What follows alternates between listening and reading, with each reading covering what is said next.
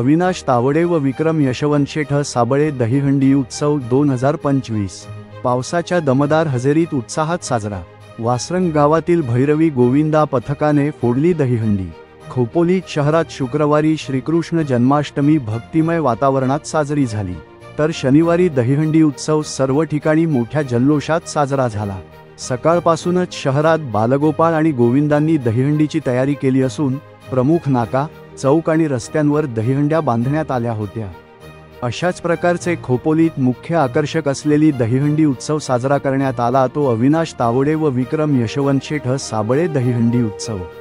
दुपारपासून गोविंदांची एकाहून एक गाणी वाजवत डीजेच्या तालावर फिरकत दहीहंडीचा माहोल सुरू केला होता। हा उत्सव पाहण्यासाठी परिसरातील नागरिकांनी मोठ्या संख्येने गर्दी केली होती। डीजेच्या तालावर दहीहंडी सलामी देण्यासाठी अनेक पथकांकडून उंचवत 6 ते 7 थर लावण्यात आले असून सुमारे 1 लाखाच्या पेक्षा अधिक बक्षिसाची दहीहंडी उभारण्यात आली होती।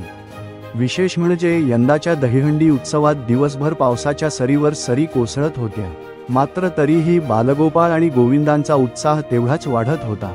अविनाश तावडे व विक्रम यशवंत शेठ साबळे दहीहंडी उत्सवात मुंबई, पनवेल, कर्जत, खालापूर येथील विविध पथके उपस्थित होते, तसेच लोणावळा येथील महिला पथक यांनी सुद्धा हजेरी लावत सलामी देण्यासाठी उंच थर लावून बक्षीस जिंकले।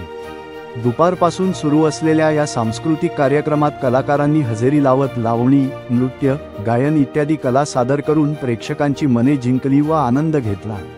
तसेच आयोजित केलेल्या दहीहंडी उत्सवात आमदार महेंद्र थोरवे यांसह विविध क्षेत्रातील मान्यवरांनी भेट देत आयोजकांचे कौतुक केले।